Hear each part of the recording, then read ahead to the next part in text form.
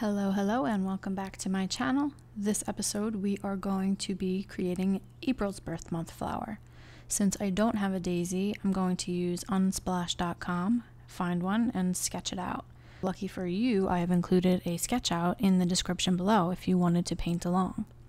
Now, once I have my sketch done, I'm going to go back over it with a micron pen, because for this sort of look that I wanted to do, I wanted an outlined detail.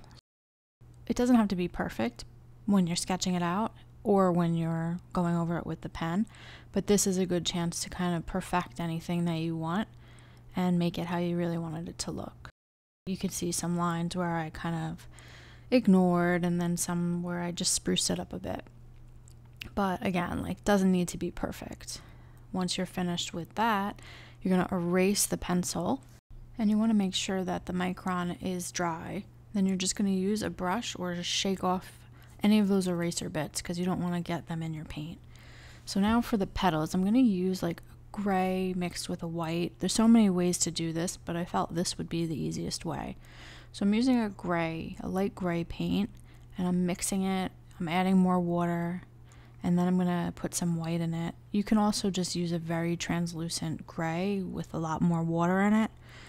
But I figured just to make it a little easier, we'd add some white. I'm just going to load my brush up with lots of pigment, and this technique is pretty simple. You're going to lay down the paint on a couple of the petals. Once you lay them down, it's okay if it's opaque like it is now, because we're quite literally going to wash off the brush, get all the pigment out, and use the brush to kind of suck up the remaining paint.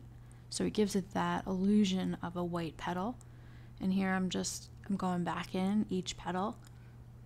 I'm doing the same thing. And it's okay if it pools because it's going to give it a little bit of variety. But really you're picking up that pigment with the brush again. See how I just pick it up? So you're just going to do that around the entirety of both of the daisies. And you don't really want to leave any blank, because you sort of want that tone on each petal. So just keep going around. So now once the petals are a little bit dry, I'm going to go back in and dab the tips of the petals to add a little more shadow, and I really like to do this to add a little more interest so that not all the petals are the same color. And once you're done with that, mix up a little bit of warm yellow and go in and work on the center of the daisies. So loaded brush, go in and really cover the entire center part of the daisy with yellow. And do this with both of the daisies. And then what we're going to do is we're going to pick up a little bit of a burnt sienna brown, and we're going to just tap that on the bottom so that you're creating, again, more interest and shadow. So just do little stippling dots. And we're going to do this again. So right now it doesn't need to be perfect. None of this needs to be perfect because the watercolor is going to really do its own thing. You can't really control it when you're working a little looser like this. So just stipple away until you're happy with the difference in hues. And then we're going to mix up some green, and we're going to do an even coat of green on the stems and on the leaves. So here you can see I'm using like a smaller, skinnier round brush just so that I could really get in between those lines that I've created. If I was working without the lines, I would probably just use the tip of a larger round brush, but here this gives me a little bit more control. So I'm just going to do an even coat. I'm going to speed this up so you don't have to watch the whole thing. You kind of get the idea. You can vary hue and shades if you feel that you can while you're painting, but just to begin, use one shade and then go back in with a darker shade and sort of just tap the tips of those petals, maybe at the base there, just to, again, I sound like a broken record, but you really want to add some variation throughout your piece. You don't want it to just look flat. So this is a great way to add shadow and interest and just make it look a little bit more realistic. So once you are happy with that and how your bleeds look, then you're just going to let it dry, and we're going to go back to the center of the daisy. We're going to add a little bit more of a darker brown, just stippling, giving a little bit more interest again. Same thing with the green, go in with a little bit of a darker mix of green and add a little bit of a shadow underneath the head of the daisy there. Next, we're going to go in with a clean brush and we are going to add some highlights to the daisy. So this is gouache. You can use any old gouache. Make sure your brush is very clean because we don't want any of that green mixing on the petal.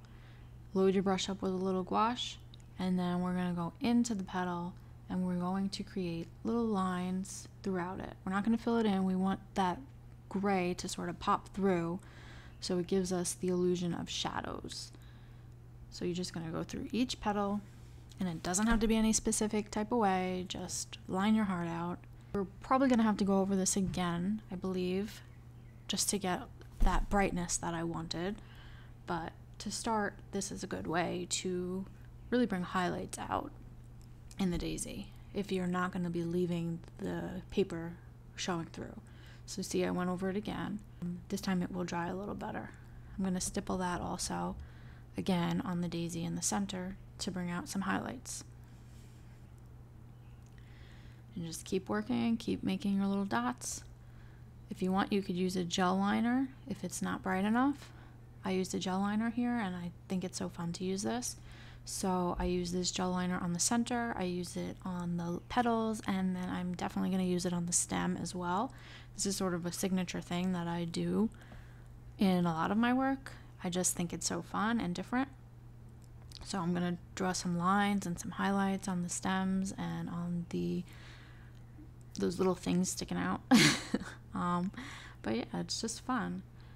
And then I'm going to use the same type of method with the micron pen. Again, I'm going to go in and kind of clean those edges where maybe the watercolor spilled over the lines or you want it to look a little bolder or sharper.